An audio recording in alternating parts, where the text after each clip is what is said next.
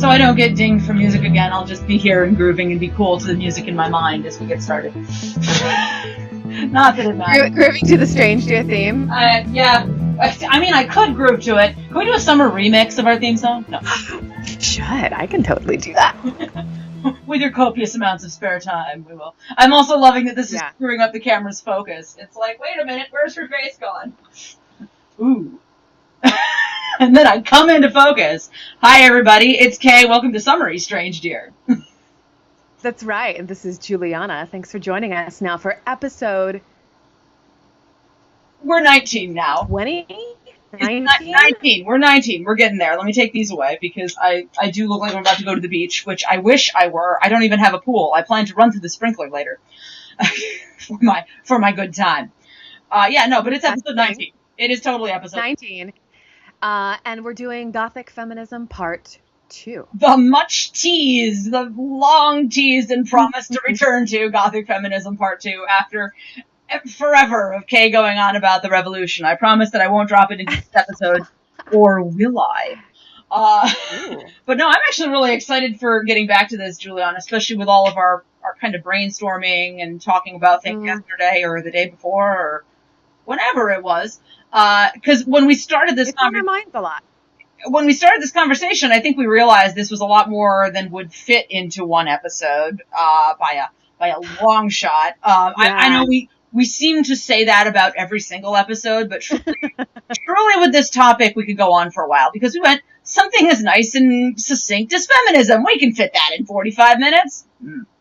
Yeah. The only thing that kept me focused during this episode was, listen, if there has to be a part 3, there has to be a part 3. Don't try to cram everything about this topic in. So I tried to be fairly narrow. You could make it an ongoing series too. I mean, why the heck not? It's it's like it's our show or something. But anyway, so we're going to be getting to that. How are you doing, by the way, now that you're doing all the shows and I'm down having 1776 for my son? Lost your mind yet? Oh my, I'm definitely in the phase where it's one day at a time and just get my 3 things to do every day and not get overwhelmed. Just try to knock out those things, and everything else that doesn't get done. But one thing that wasn't unnecessary to do, but enriched my life so much was one of the shows I'm preparing is for Valley of the Dolls, and so I read the novel, which I never did before. I had only seen the movie a handful of times. I saw it, I saw it enough to say I know it well, but I never read the book. And Jacqueline Suzanne was not happy with the film adaptation at all. Everybody knew it. I mean, this is no secret. Few authors, I feel like, in some cases it's more than others, but so few authors I feel like are ultimately completely satisfied with the adaptation. Unless they end up being the screenwriter, right? And even then, man, I feel like we've fluttered around the idea of book to screen adaptation, and I still want to know what the heck Fred Gibson was thinking with Old Yeller when he let them have that, shoot Yeller moment. But anyway, talk about a throwback, kids. Hey, look, it's Nostalgia Day, and we'll get into nostalgia too in this episode. We will. But anyway, sorry, I hijacked. So Jacqueline Suzanne was not happy with that adaptation. Yeah, and after reading the novel, I totally get why. And it's not just because they leave out some good parts, but there's just choices they made, right? Yeah. We'll leave it that way. And the thing is, you got to love the film for what it is too, for all its campiness and whatever. It's just it's a completely different animal, and we've talked about that before too. It's just a different experience. But I really, really loved reading Valley of the Dolls. I read it in 4 days, and it's a big book. It's 500 pages or so. I think over. But anyway, it's a fun read. Oh, yeah. I understand why it was a bestseller, and why it was flying off the shelves, and why it. Some people said it was really dumb. It got a little bit of the reception as 50 Shades of Grey, right? Saying it's just another dirty book, and it's not well written. The thing is, it's written like a really fun soap opera. The dialogue is great. It's snappy. Kind of perfect for summer reading, by the It's way. perfect summer reading. Yeah. Yeah, it's definitely a page turner. It's broken down into like traditional chapters. There are maybe like 10 sections that are just named but like character's name. I didn't realize this. So when I first sat down with it, I was like, oh, I'll read a few chapters and then I'll put it down. Well, the first section is like over 100 pages. I feel like I heard the Jaws theme music. But the pacing of this book is really quite excellent.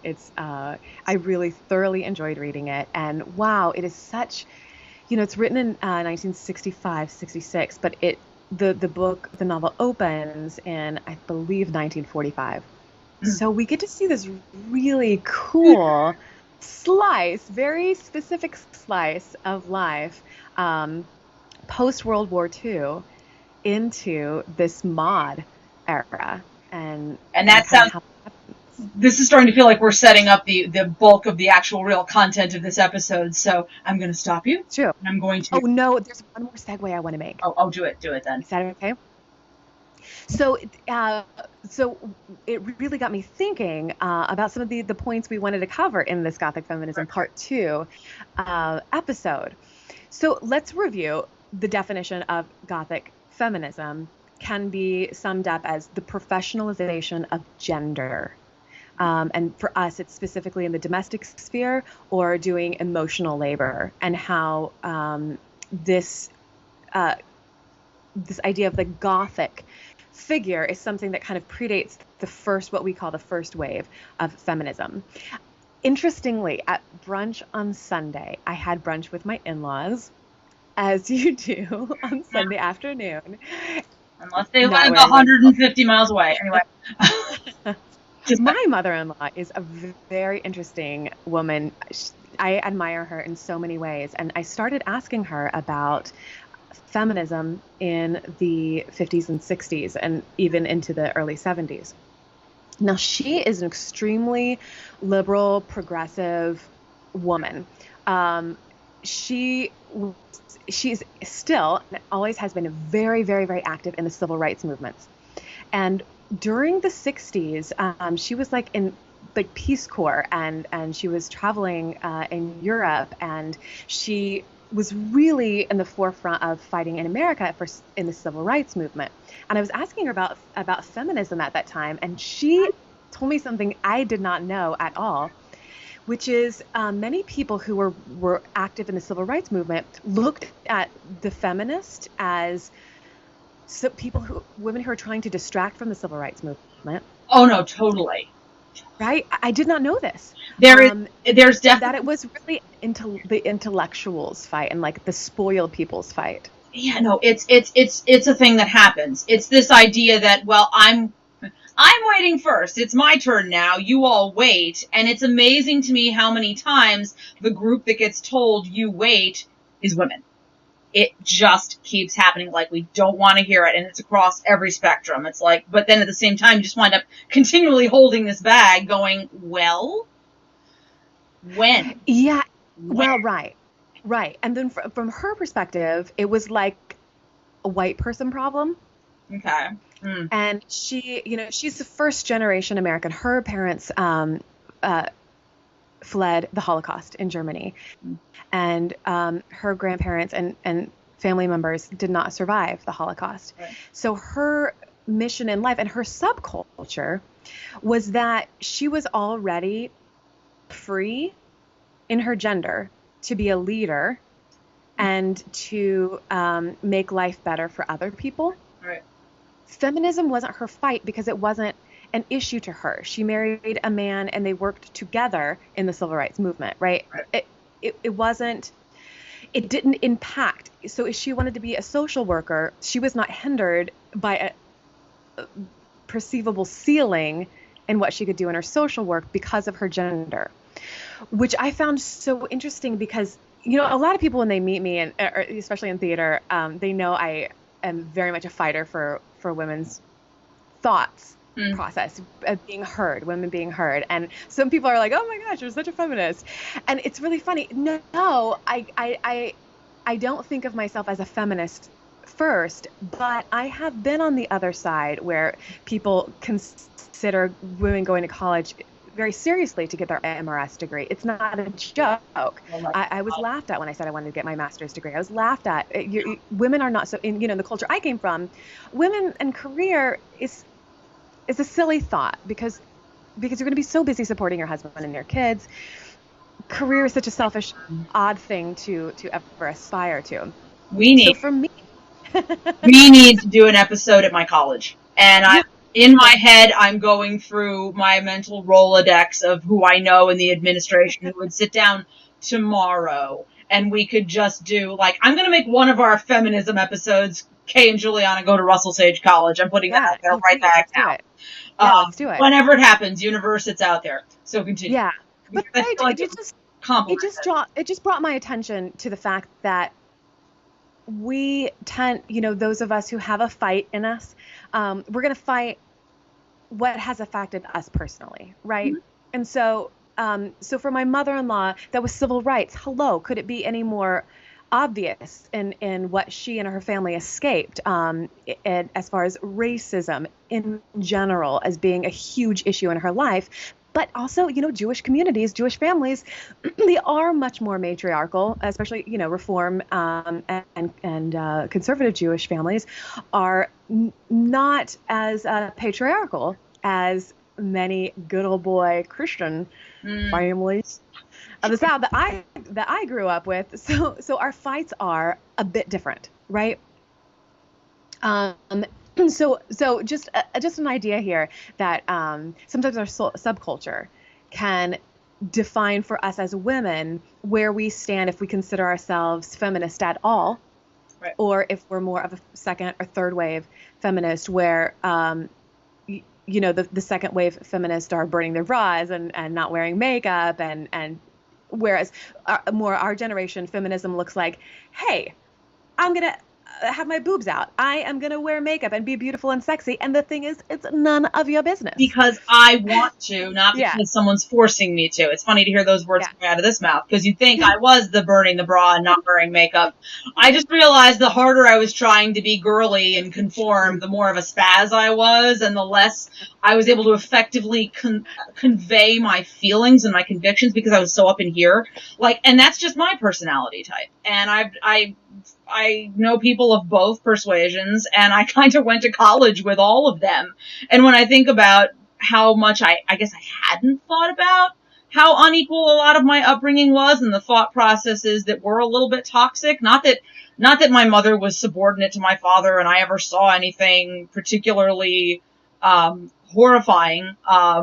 But it was one of those things where I think my mother just sort of had that attitude towards, that was a thing we fought for, and now it's done now, so you can kind of do whatever you want. But when you phrase it in that sort of casual light, it kind of doesn't have the same empowering effect. It's just like, well, that's over now. So if you ever are struggling with any of these feelings, that's just you. That's not actually society anymore, which is a really unhelpful narrative. When you go to college, and you start being exposed and you see hear other people's experiences, sometimes see other people's experiences, you kind of start to, you can appreciate where you're at. And I do appreciate the fact that, I wasn't faced with overbearing, you must be a sweet little housewife and this is what you're supposed to do. But I also feel like there was something lacking in there, that I really didn't have any context for just how much had come before I dropped in on this planet in the mid 80s,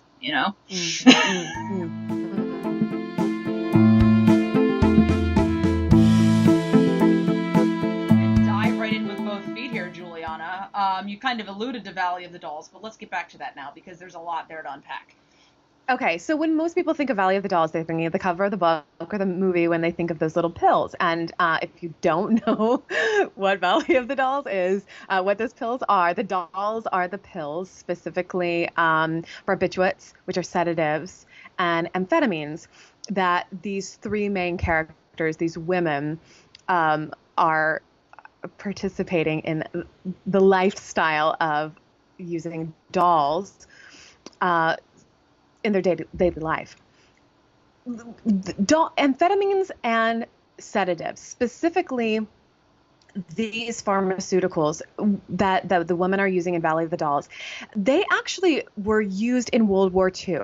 Now, what's interesting is Valley of the Dolls, the novel starts in 1945. This is right after the end of World War II.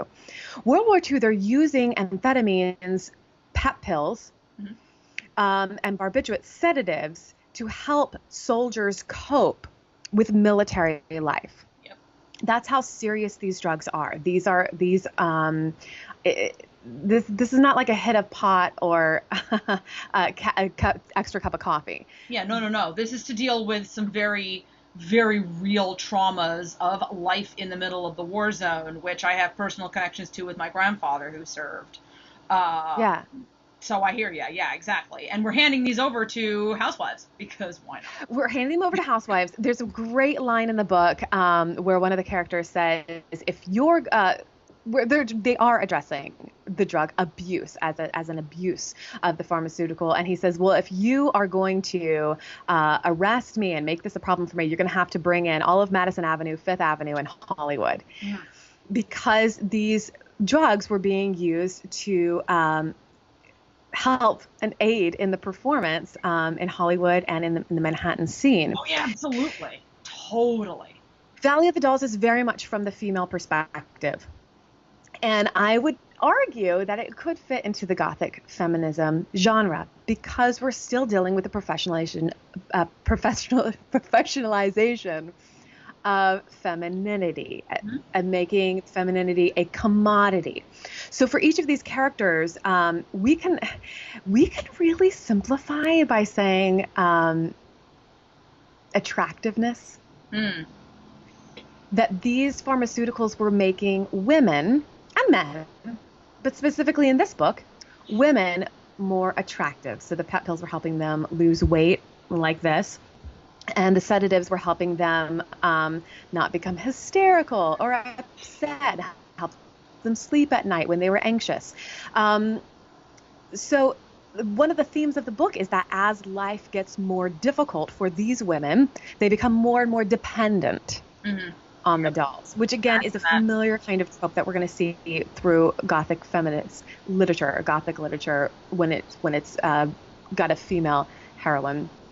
So early psychiatric treatments that are spoken of in the book are this idea of being put in a bath with a tarp over it. So you can't escape. Your head is out of the bath, but you're kind of in the bath being forced to calm down. Shock treatments. All of these are real things. One of the treatments in the books that the character Jennifer participates in is called the sleep cure. And this is something where in the book, this is not an actual treatment, but in the book there is a thing called the sleep cure where they put you to sleep for 8 days. You're unconscious.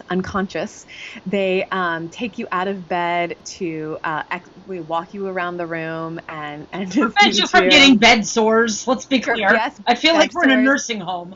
The argument is to let your lungs breathe, be used so you don't accumulate fluid in your lungs and rot while they're basically unplugging you for a week.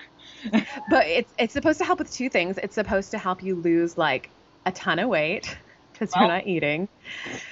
That's like the main thing actually that Jennifer goes in for, and it's supposed to also bonus. It's supposed to help you with psychological distresses or disturbances. Well, because and the word you can't freak out about the world if you're not disturbed. Yeah, you can't freak out about the world if you're not interacting with it, right? Yeah. So the sleep cure is a piece of fiction. Wasn't really a thing, but it is plausible because there was something called the rest cure, which was really widely used in the 19th century. It's based on some real disturbing actual practice. Yes. Okay. So you ready for this? Go. All right.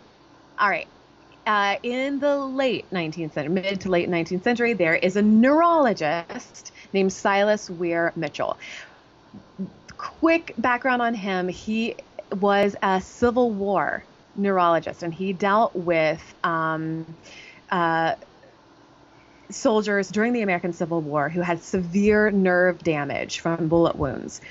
Remember, a neurologist is working with brain and spine issues, nervous and muscular disorders. Yep. In America, really pre-1940. Yep. We didn't have a culture of psychology, pharmacology, psychiatry, psychotherapy. It was any issue like that was a nervous disorder. Mm-hmm, exactly. And even pushing into the 50s, they were still running around with like stone tools and leeches. It felt like it's a field that's come a long way, but at the same time, you need to stop and go, we've only really had a modern grip on this whole vital system of our body for about 50 years max. Yeah, and because sidebar, because it's been stigmatized, it's been really difficult to distribute that information, yeah. right? Oh yeah. Just because we have better research on it now doesn't mean it's getting to the people who need it. Right, exactly. Mm-hmm. Yeah. Again, I just want to point out, here's another discrepancy between we're talking about battle and warfare, physical warfare, and then we're talking about women in everyday life as there's a being weird treated. Disconnect here, folks. Yes. What the heck? Okay. Yeah. Yeah, exactly. I don't even know what to do. That's just fun.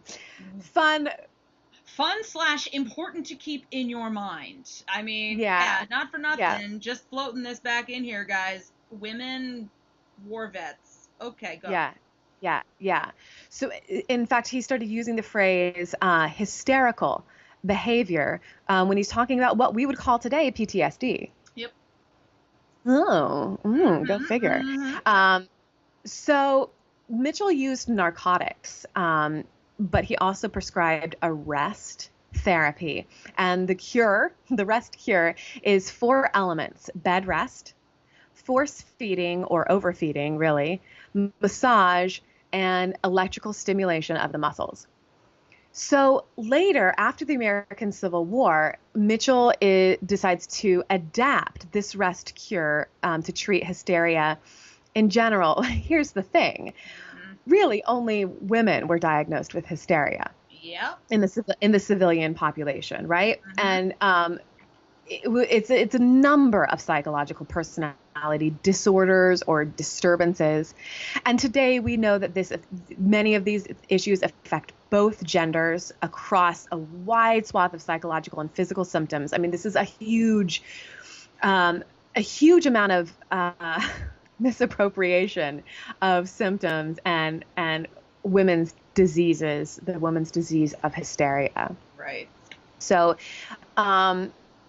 he developed a lot of crude misconceptions about the women that he treated, and that's one of the reasons he's really villainized today, and I think quite fairly. I mean, I feel like I just want to slightly backtrack on this to kind of talk about, you're saying, well, for women it was labeled hysteria, and I think the stigma that landed on women because of that, it was like, but why should, these guys have been through a lot in their daily lives, of course they're overwhelmed. Why should you be so, your life is so simple, and so we're almost considered an attaché case for these guys, so well, because women are weaker vessels. Right, weaker. Mm-hmm. Right? Oh, yep. Weaker. and honestly, for a patriarchy to be successful, the women have to be weaker. You need to have the top of the pyramid and everything that's below it. Yeah. Even though, let's be clear, everything on top of the pyramid needs the rest of it to hold it up. Go on. Well, you know what? In fact, when Mitchell is writing the list of basic symptoms of hysteria, he's talking about treating the nervous women who are, as a rule, they are thin, they lack blood, and apparently too ambitious. This is a quote: "The woman's desire to be on a level of competition with man and assume his duties is, I am sure, making mischief." Blaming, the blame game is the best way to put the ladies back in line. Saying, if only you would stay in your lane, you wouldn't have these problems. Exactly. Yes. So it's, during his rest cure, the women aren't allowed to bathe or feed themselves. They're not allowed to write or sew or visit with their friends or the family. That'll be lots. They are not allowed any kind of distraction. So here's how it goes. They're removed from their home for about 6 weeks to several months, and they would be monitored around the clock by a nurse, and they're not allowed any visitors. So when they're not allowed to read, right? So anything that might require any brain power. Right.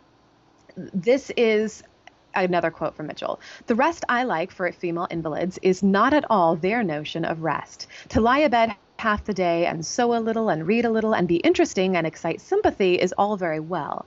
But when they are bidden to stay in bed a month and neither to read, write, nor sew, and to have one nurse who is not a relative, the rest becomes for some women a rather bitter medicine, and they are glad enough to accept the order to rise and go about.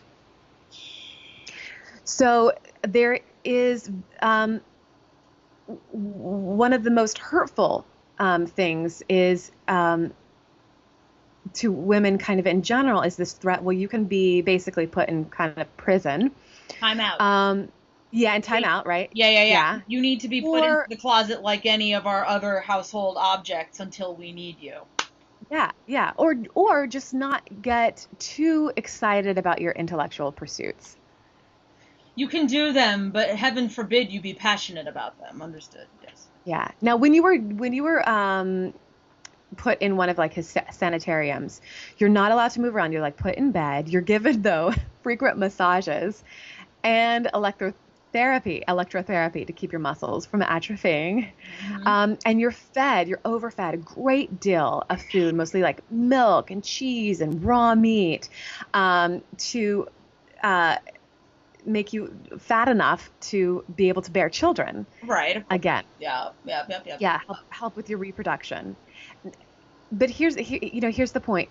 The rest cure is not allowing talking or analyzing one's thoughts even.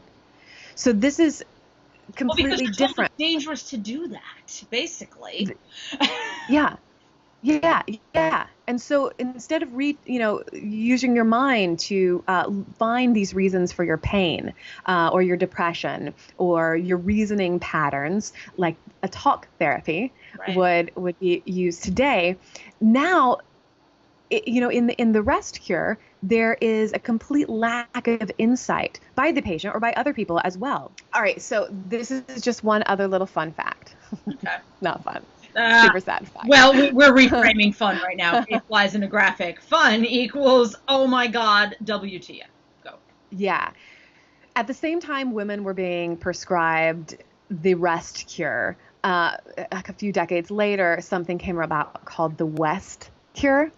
And this is something that Theodore Roosevelt and Walt Whitman participated in. And it was given to men who were struggling with anxiety and depression. And they were sent out to a ranch to ride horses and take in the outside air and to use their, chop wood and to use their muscles. And they actually did really well with that. Well, to report, because there was also an equal stigma, and this does speak back to my grandfather's experience in World War II, that in this void of not feeling like we can talk about what we're feeling inside, it's weak of you to not be able to deal with, in my grandfather's case, this is about to get a bit graphic here, he was assigned to graves registration, which was picking up pieces of blown apart bodies. Whoa. And basically, him coming back home and having flashbacks to this, and that somehow, instead of a comment on, I don't know, the very real psychological toll that takes on a human being, that was instead a comment on his inability to be an effective masculine household head. Oh, wow. Yeah. So I could see how they'd be like, yes, go west, young man, and go ranch and feel your stuff. Maybe literally.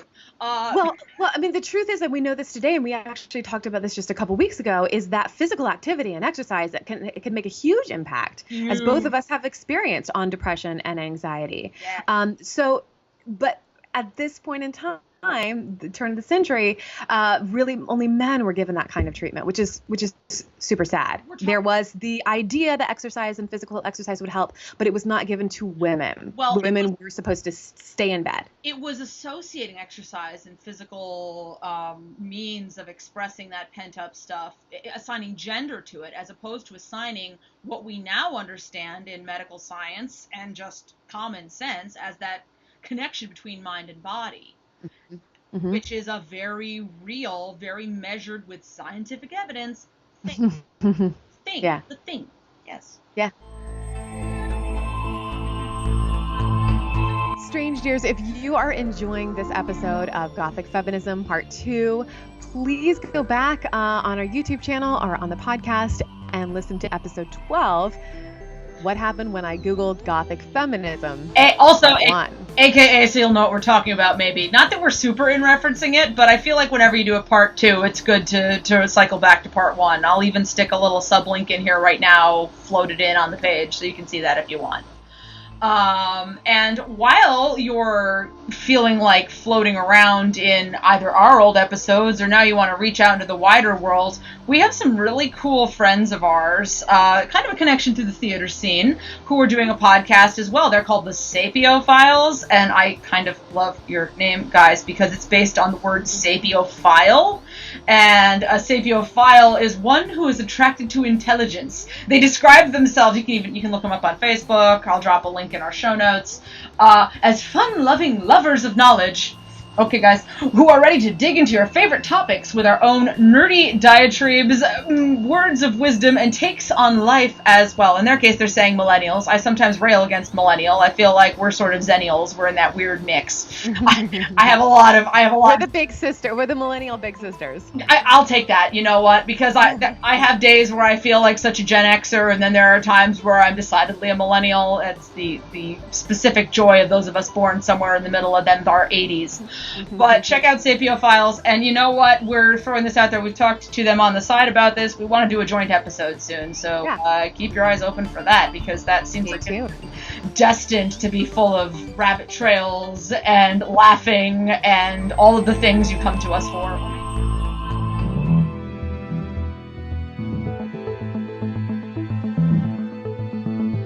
And I'm excited about our next segment. It's all connected today, again, all under the kind of this umbrella of feminism, Gothic feminism, because Juliana mentioned a title of something, and I was trying to, after we talked, Juliana, I didn't even say this before we started rolling, but the name was sticking out to me. I was like, why do I know the yellow wallpaper? Why do I know this piece? And I realized it was adapted into a Twilight Zone episode. I didn't know that. But when I thought about the structure of the episode, I was like, of course. Anyway, but we'll back up into the actual yellow wallpaper and why I've kind of labeled it here as subversive feminist literature, because I don't think you get it necessarily on a first pass if you're not reading it in that way. I think it depends on what era you're living in. Yes. Right. So this was written in 1892 by a woman named Charlotte Perkins Gilman, and she was given the rest cure that we just talked about. Yep. This is specifically her specific experience with Dr. Mitchell's rest cure. And she actually wrote it in hopes that he would read it and understand what it's like to actually experience it as an intelligent being. What you did, yeah, exactly. And I kind of dig that. It's fictional, but it's you have this feeling as you're reading it when you know the backstory. Oh God, what she went through. I actually introduced this piece to my husband, who'd never read it before in his life, last night, divorced of all context, to see what he would take out of it.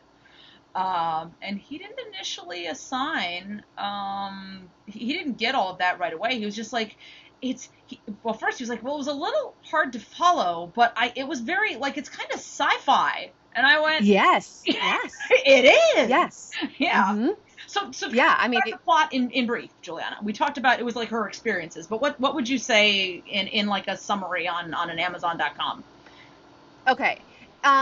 Yes, let's summarize this. Okay, so it's about how a woman descends into madness. So she's got a husband, John, who, by the way, she is experiencing what we call today postpartum depression. Okay. Yeah. Yes. and I hesitate to say run-of-the-mill postpartum depression because as someone who has gone through it, it is a horrible experience. But it's pretty typical. Quote. Still misunderstood, but Yeah. in general, a very common thing. Common as in it's very likely that any woman who gives birth to a child, because of the hormonal disturbances, you're going to experience something like a depression. And again, there's that mind-body connection that we didn't feel like Yeah. actually addressing in science for a long time. We just thought she was, overcome with ennui. Yeah. Irrational. And this is where it really it's really a thriller. If you're not looking at the social implications, it is a horror story because her husband, through good intentions, decides, as the decider, that she needs to experience the sleep cure. Yep. To help her after the birth of their child. So the family spends the summer in this colonial mansion that has, and the narrator calls it, there's something queer about it. So again, we're very much in the Gothic genre here, talking about something supernatural and strange about this home, this house, this building. So they move into an upstairs room that she assumes it used to be a nursery and is now her bedroom. And it's got all these windows where she's going to be able to get some air to help with her recovery. And John brings his sister in to be the housekeeper. But just like most typical nurseries, the windows are barred. And the wallpaper's been torn, the floor is scratched, and the narrator, who's unnamed, by the way, attributes all of this to the fact that it was a nursery. Children lived here. And the reader, ultimately, we're not sure if the damage to the walls has all been caused by children or the woman. Yeah. But the woman's writing journal entries. She's describing the wallpaper in the room. She describes it with a yellow smell, its breakneck pattern, missing patches, and the way it leaves yellow smears on the skin and clothing of anyone who touches it. And she describes how the longer she stays in the bedroom, the more the wallpaper begins to mutate, especially in the moonlight. This is where it gets kind of that sci-fi. As she stares at it, let's be clear. Keep in your mind's eye a woman being confined to bed staring at a wall. Yeah. So she sees a figure, a woman, behind the pattern in the design. And she eventually comes to think that a woman is creeping out on all fours at her. And so she believes she's got to free this woman in the wallpaper. And she begins to strip the wallpaper off the wall. So it's the last day of summer. They're about to leave this summer home. She locks herself in the room to strip the rest of the wallpaper off. And when John gets home, she doesn't unlock the door. And when he comes back with the key, he finds her crawling around the room, circling the walls and touching the wallpaper. And she says, "I've got out at last, in spite of you and Jane." And her husband faints as she continues to go around the room, stepping over his body every time she passes it. And that's why the Twilight Zone was a logical connection there. But in a very real way, like, actually, two thoughts. Packy first said to me, it reminded me of Edgar Allan Poe style. Oh, well, it's Gothic, yes. Exactly. I was like, oh, you mean like the knock, knock, knocking on my chamber door thing? He was like, totally. Yeah. And I had actually, on my pass with it, the bars thing caught me initially because I'd missed that at the beginning, and it was like suddenly they were there. I think when we do our drop conversation about this, Juliana, like on Thursday evening, I want to encourage people, if they don't know the yellow wallpaper, to read it before they even come into this conversation. Oopsie if you're already here within the episode, but I guess probably try to forget what we just talked about and read it yourself and see where your brain goes. But that's why it's like subversive feminist literature in my, as I scribbled down in my notes here, because I'm like, if I just presented this straight after somebody, I'm not sure they would get it right away. Packy, who is a lot more sensitive to these subjects, God bless my husband, he's like, oh, no, I was totally railing against the husband, constantly encouraging her to just rest and to not stimulate herself. when I Mm-hmm. put Mm-hmm. the layers on it to him and I was explaining particularly the rest cure, Yeah. because, pen, pencil, or brush, with only 2 hours of mental stimulation per day, um, you know, that's going to make someone a little nuts to our modern mindset now. Yeah. A little crazy. So when I explained that to him, and then I was like, so now I want you to, you don't have to reread it, but frame all of what you just read with that mental image constantly in your brain of this woman who is being told to lay in bed and stare at the patterned wallpaper Yeah. throughout the day as the sun moves across it.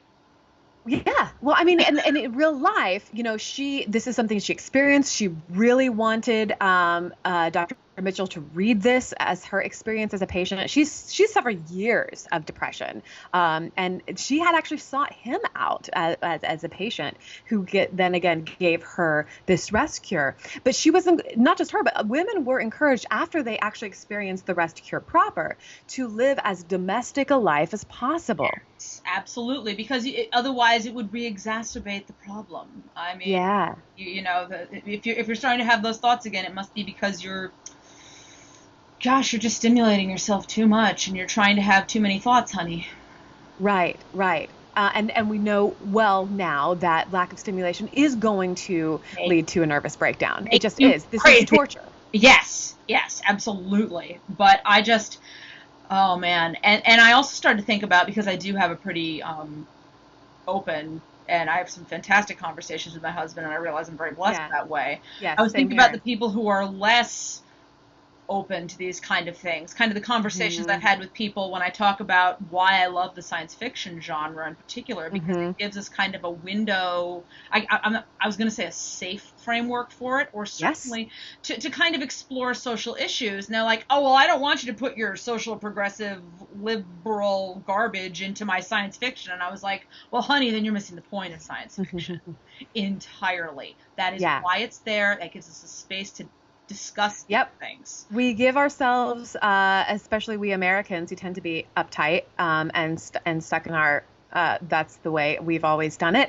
Um, we do kind of loosen up when we're asked to use our imagination when it is in a genre that is fictitious. Obviously we don't live in a spaceship, so we will let our imaginations run a little bit wild where we might not in real life It's the 24th allow century. ourselves. It's so divorced from us now, so we can look at this now, but no, guys, it's all metaphor. It's all a place to look at these things, and I think that was why revisiting this and actually reading the yellow wallpaper, as opposed to having it just be that episode of the Twilight Zone I remember. Because Twilight Zone takes it much more literally. And I think there really is kind of that feeling. I remember not having the feminist impression. I'd actually like to go revisit this episode now. All I got out of it was maybe there is a thing living in the wall, and now she just became the thing living in the wall, and my brain. Yeah. I probably Yeah, also yeah, watched yeah. it when I was about 13, so. But you could even drop that right into a social commentary, right? Oh, yes. So I mean, it can be read very much in the spirit where it was written, where we're talking about a male-dominated medical establishment and its attempt to silence women, as opposed to actually treating their thoughts and their thought process, right? Because it's easier just to shut them down. And so I can't talk about this genre without also mentioning the 1938 stage play Gaslight. Yes. Or Angel Street, as it was known in the U.S. Was released as a film in 1940 and in 1944. Ingrid Bergman, I think, that's the most famous version we know, is the film with Ingrid Bergman. And this is where the husband actually attempts to make his wife think she's going crazy when she sees the gas lights dimming. They're dimming because he's in the upstairs apartment stealing from a murdered woman. Oh, good. But attempting to make it, it's just in your imagination. And I think this idea of gaslighting really resonates with those of us who would consider ourselves third wave feminists.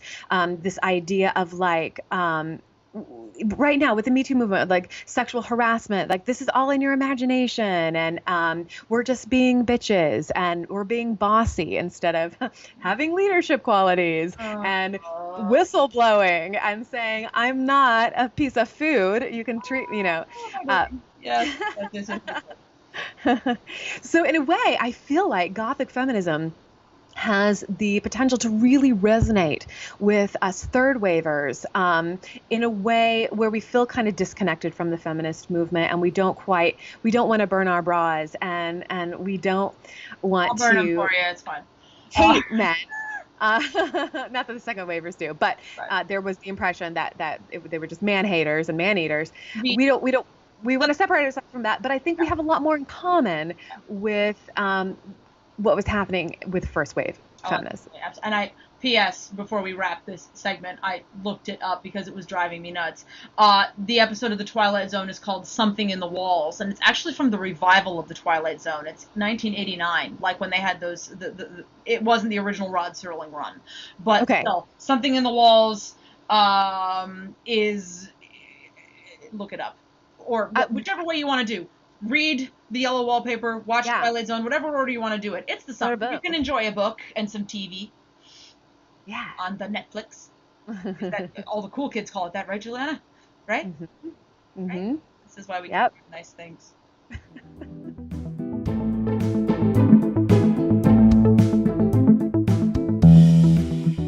So I've already given great thought to what's making me strange this week, Juliana, so I'm going to let you go first. Well, I was thinking we have this desire to do a road trip together. Yeah.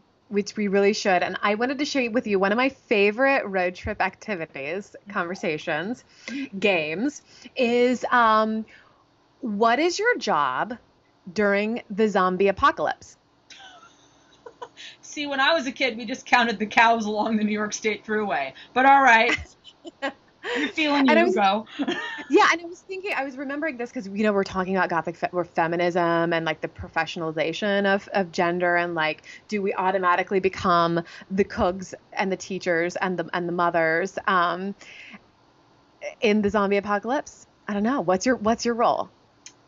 My inclination is that I would probably, as much as I would be giving myself constant heart attacks, I would be like scouting and like reporting back that where the zombies are coming from, which would also probably mean I would be tragically bitten and infected, and then you'd have to shoot me as I come through, a la the child in the little girl in No spoilers. No spoilers.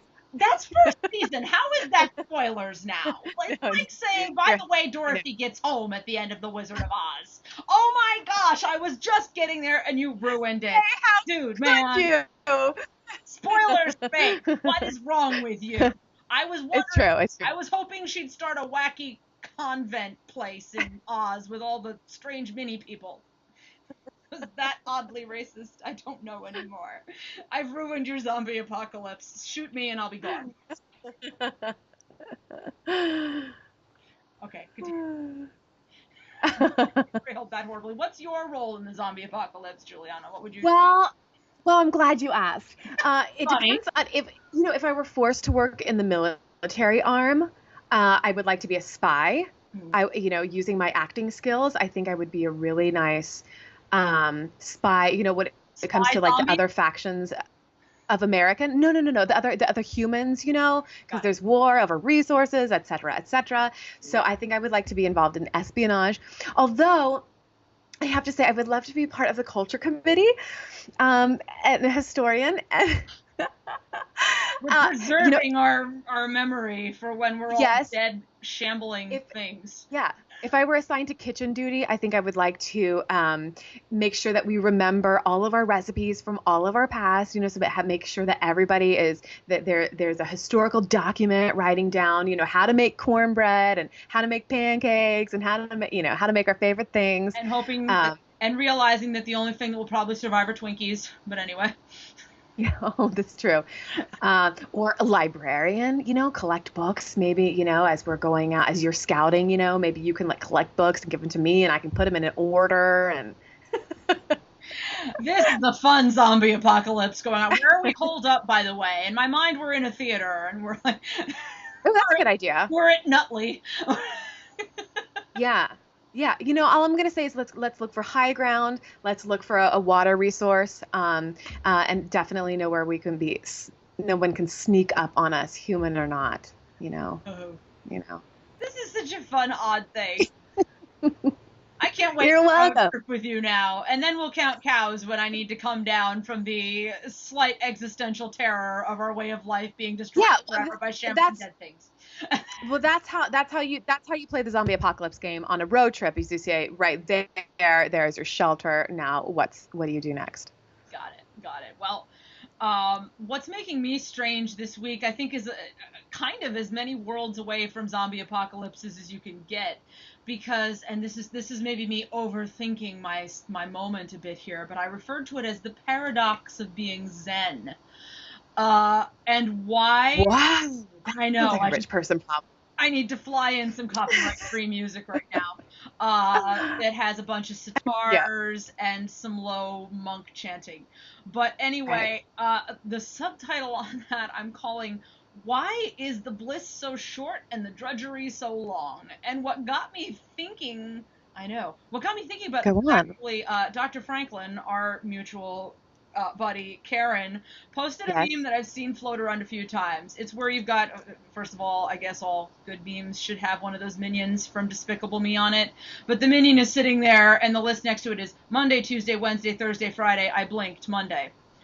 Kind of that that living for the weekend. Why is the good What is stuff? a weekend? And what is a weekend? Yes, we talked about this on this exactly.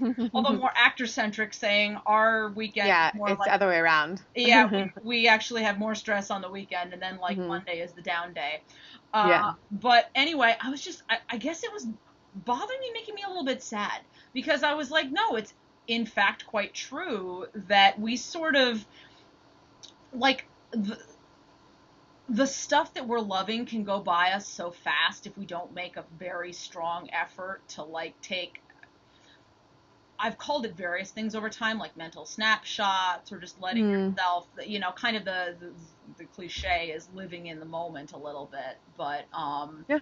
speaking to kind of where I've done some of my work, my deeper work, because we do live in a psycho mind body connection world now, where I Yes. can go sit on a couch and speak to someone as opposed to go lay and stare at yellow wallpaper Paying attention to our thoughts. until I'm crawling around like that girl from The Ring. Because I can Like, that's actually go, that's exactly the mental image I get too. yes, as she It's so crawls funny you over said her that. husband. That's Anyway, exactly the mental image I have. anyway, Yes. no, but because we live in a time where we're allowed to sort of process our thoughts, one of the sad conclusions I made about myself was that I have this ability to, be thinking way far ahead of myself or get really rutted in the past, and I'm never in the now. Mhm. And it's so interesting for me. I was like, I had a breakthrough with my therapist when I was talking, and I was like, it's funny that I get nostalgic for things like 20 years ago, but in the moment, I don't think I was taking very clear mental pictures of it. So, what am I nostalgic for if I really wasn't even present in that moment? Like, ooh, it just got weird and inception. Ooh. But I felt deep in the moment, and these things Yeah. happen in your therapy session sometimes. Do. But what I sort of come back to all the time is just finding those moments within the flurry. Like, yes, you've got a bunch of things you're committed to today, but if it's an event you've been waiting for a while, don't get lost in the, oh my god, I need to make sure everybody has enough chairs at the congressional social. I want to sit here and enjoy the fact that I've got my cast members around me and we're getting to actively talk Mm. about stuff that I'm passionate about.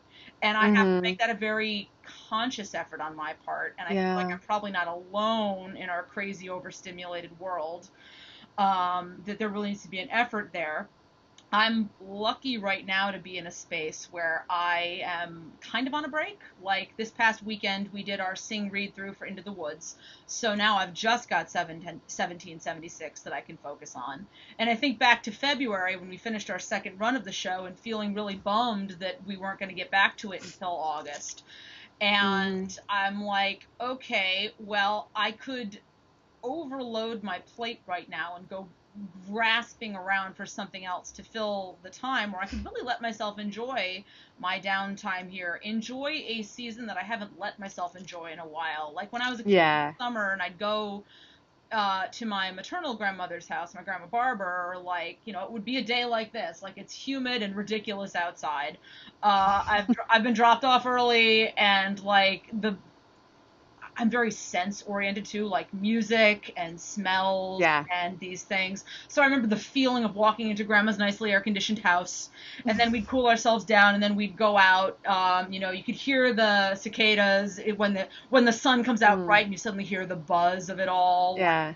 Remembering all these great sense moments. These are the kind of things that while obviously my grandmother's been gone since 1994, and I can't physically relive these things.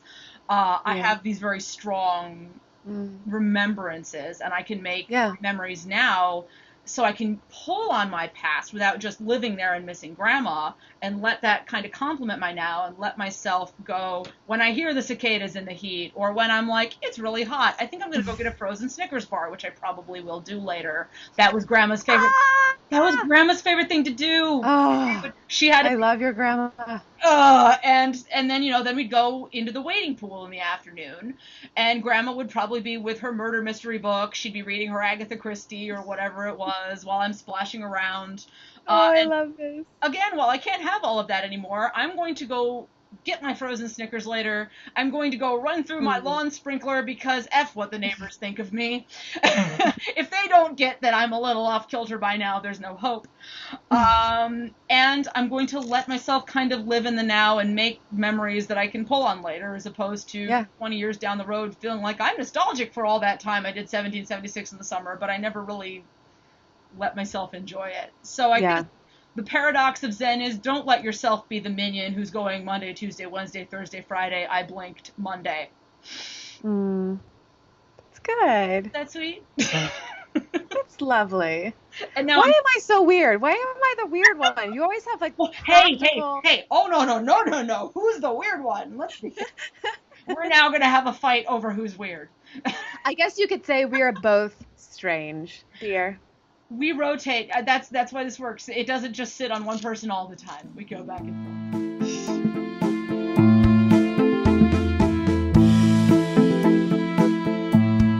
So this went to a lot of places this week, but I think it was a lot of really healthy places. And I've already committed, because we had a segment I decided to have us drop for next time. So while I'm not sure I'll call it Gothic Feminism next time, I'll definitely be like Feminist Thoughts, an ongoing series. That sounds so fancy. Academia. It fits nicely on a. Definitely have to cut to that. It fits nicely on a social media shareable graphic that we can put out to all of our people. At least I hear people have people. People need people. I know that, and they are in some ways the luckiest people. The luckiest people in the world. Now that feels like how we should end, but honestly, no. But we can't end any episode without reminding everybody that, as always, you can subscribe, follow us, give us feedback. We're all over social media. We have an email, right? Julie? Yes. You can find us on social media everywhere at Strange Dear, or hashtag Strange Dear, and you can also email us at strangebutTrueDear@gmail.com. So I guess on that note, we will let you all go. Don't melt in the heat. I know for most people out there, this has been a brutal week. But keep being strange. Dear. But not in a way that gets you arrested. No. You gotta drop that tag. No, we're not. Never be dropped. It'll never be dropped. Because then someone gets arrested and it's a lawsuit and it's messy, Juliana. Go music. Oh, that's right. Music. All comes down. Officer, have you ever seen the YouTube